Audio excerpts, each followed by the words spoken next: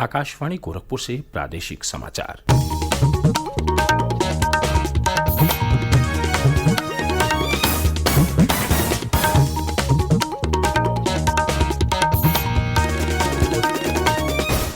नमस्कार, समाचार बुलेटिन के साथ मैं वेद प्रकाश पाठक। पहले मुख्य समाचार। प्रधानमंत्री नरेंद्र मोदी आज नई दिल्ली में नवनिर्मित संसद भवन का करेंगे उद्घाटन। प्रधानमंत्री आज आकाशवाणी से मन की बात कार्यक्रम में देश विदेश के लोगों के साथ साझा करेंगे अपने विचार। मुख्यमंत्री योगी आदित्यनाथ नीति आयोग की शासी परिषद की 8वीं बैठक में हुए शामिल। खेलो इंडिया विश्वविद्यालय खेलों की नौकायन स्पर्धाएं गोरखपुर में और कुश्ती के मुकाबले वाराणसी में हुए शुरू। और मौसम विभाग ने आज भी राज्य के पश्चिमी जिलों के कई स्थानों और पूर्वी जिलों के कुछ स्थानों पर वर्षा का जताया अनुमान।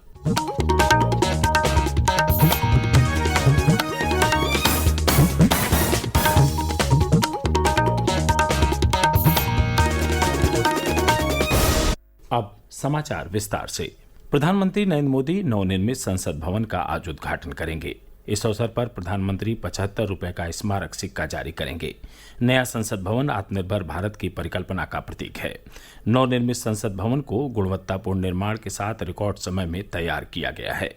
इस भवन से भारत की गौरवशाली लोकतांत्रिक परंपराएं और संवैधानिक मूल्य और समृद्ध होंगे।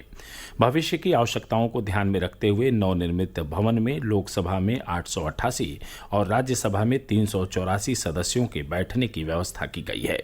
दोनों सदनों का संयुक्त सत्र लोकसभा चैम्बर में होगा। संसद का वर्तमान भवन वर्ष 1927 में तैयार हुआ था। इसमें लोकसभा में 543 और राज्यसभा में 250 सदस्यों के बैठने की व्यवस्था है। इस भवन में वर्तमान आवश्यकताओं के अनुरूप स्थान का अभाव था। दोनों सदनों में सांसदों के बैठने की उचित व्यवस्था न होने के कारण सदस्यों की कार्यकुशलता प्रभावित हो रही थी।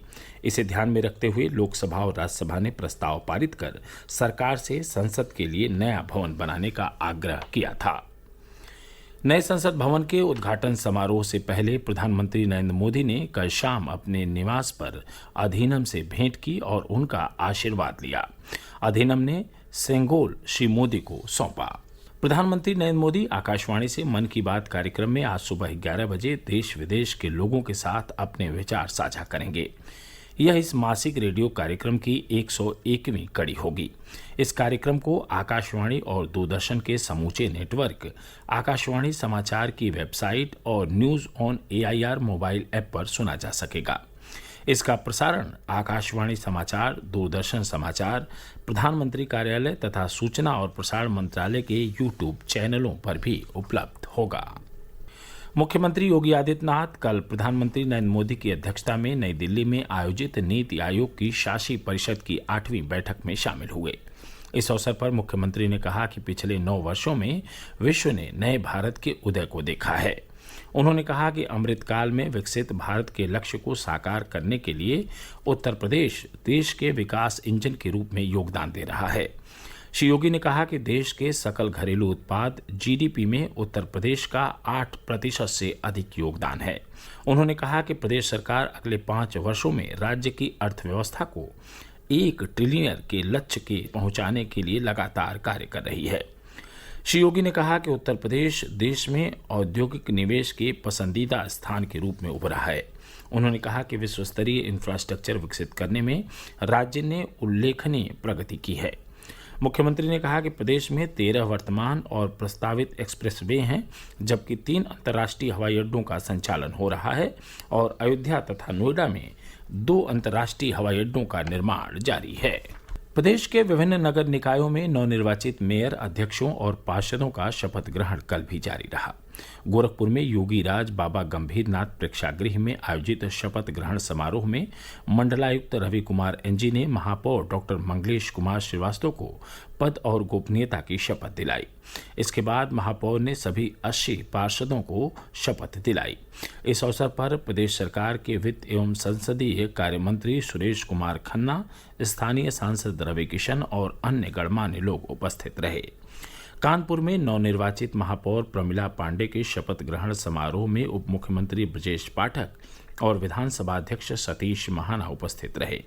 आगरा में नवनिर्वाचित मेयर हेमलता को जिलाधिकारी नवनीत सिंह चहल ने पद और गोपनीयता की शपथ दिलाई। इसके बाद महापौर ने नगर के 100 पार्षदों को शपथ दिलाई।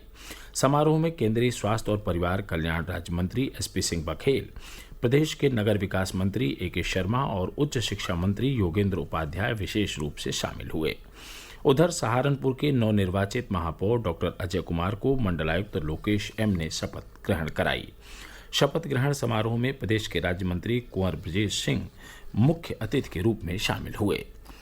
चंदौली जिले के चकिया और सैयद राजा नगर पंचायतों में आयोजित शपथ ग्रहण समारोह में स्थानीय सांसद और केंद्रीय मंत्री डॉक्टर महेंद्र नाथ पांडे ने मुख्य अतिथि के रूप में शिरकत की। प्रादेशिक समाचार आप आकाशवाणी गोरखपुर से सुन रहे हैं। यह समाचार बुलेटिन हमारे YouTube channel AIR news Gorakhpur और ट्विटर हैंडल AIR न्यूज़_GKP पर भी उपलब्ध है। तीसरे खेलो इंडिया विश्वविद्यालय खेलों में नौकायन की स्पर्धाएं कल गोरखपुर के रामगढ़ ताल में शुरू हुईं। सांसद रवि किशन ने खिलाड़ियों के साथ आसमान में गुब्बारे छोड़कर नौकायन स्पर्धाओं का शुभारंभ किया। पहले दिन पुरुष और महिला वर्ग में व्यक्तिगत और टीम स्पर्धा में 2000 मीटर दूरी के हीट चरण में कुल 30 मुकाबले हुए। हर मुकाबले में पहले स्थान पर रहने वाले खिलाड़ी और टीम ने फाइनल में प्रवेश किया। आज रेपचेज मुकाबलों के माध्यम से खिलाड़ियों और टीमों को एक और मौका मिलेगा। 2000 मीटर की दूरी के फाइनल मुकाबले कल खेले जाएंगे, जबकि 500 मीटर दूरी के मुकाबले 30 मई से शुरू होंगे। नौकायन को पहली बार खेलो इंडिया यूनिवर्सिटी गेम्स में शामिल किया गया है। वहीं कुश्ती की स्पर्धाएं कल वाराणसी में IIT बनारस हिंदू विश्वविद्यालय मैदान में शुरू हुईं। इनमें देश भर के विश्वविद्यालयों से 240 से अधिक एथलीट हिस्सा ले रहे हैं। कुश्ती की स्पर्धाएं सोमवार तक चलेंगी। उसके बाद 1 जून से 3 जून तक योगासन की स्पर्धाएं होंगी। तैराकी, कबड्डी और बास्केटबॉल की स्पर्धाएं गौतम बुद्ध नगर में आयोजित की जा रही हैं। वहीं सर्वाधिक खेल स्पर्धाओं का आयोजन लखनऊ में हो रहा है। तीसरे खेलो इंडिया विश्वविद्यालय खेलों में कर्नाटक का जैन विश्वविद्यालय 6 स्वर्ण, 3 रजत और 4 कांस्य पदकों के साथ कुल 13 पदक जीतकर पहले स्थान पर है। अमृतसर का गुरु नानक देव विश्वविद्यालय 4 स्वर्ण और 6 रजत के साथ कुल 10 पदक जीतकर दूसरे और पंजाब विश्वविद्यालय 3 स्वर्ण, 3 रजत और 6 कांस्य पदकों के साथ कुल 12 पदक जीतकर तीसरे स्थान पर है। प्रदेश के कई जिलों में कल तेज आंधी चलने और बूंदाबांदी होने से आम जनजीवन प्रभावित हुआ। लखनऊ, गोरखपुर, गोंडा, अयोध्या, श्रावस्ती और आसपास के जिलों में धूल भरी आंधी चलने से बड़ी संख्या में पेड़ गिर गए और बिजली आपूर्ति प्रभावित हुई। गोंडा में जिलाधिकारी आवास के पास कुछ वाहनों के ऊपर पेड़ गिर जाने से एक व्यक्ति की मृत्यु हो गई। वहीं पश्चिमी उत्तर प्रदेश के बदायूं, फर्रुखाबाद, सहारनपुर सहित अन्य जनपदों में हल्की से मध्यम वर्षा होने से तापमान में गिरावट दर्ज की गई। मौसम विभाग ने आज पूर्वी यूपी के कुछ स्थानों पर और पश्चिमी यूपी के अनेक स्थानों पर गरज चमक के साथ वर्षा होने का अनुमान जताया है। प्रतापगढ़ में कल एक सड़क दुर्घटना में एक ही परिवार के 4 लोगों की मृत्यु हो गई।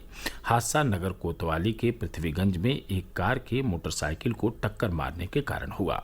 मोटरसाइकिल पर पति पत्नी और उनके 2 बच्चे सवार थे। हादसे में 4 की मौके पर ही मृत्यु हो गई। मृतक सांगीपुर थाना क्षेत्र के महाबल के रहने वाले थे।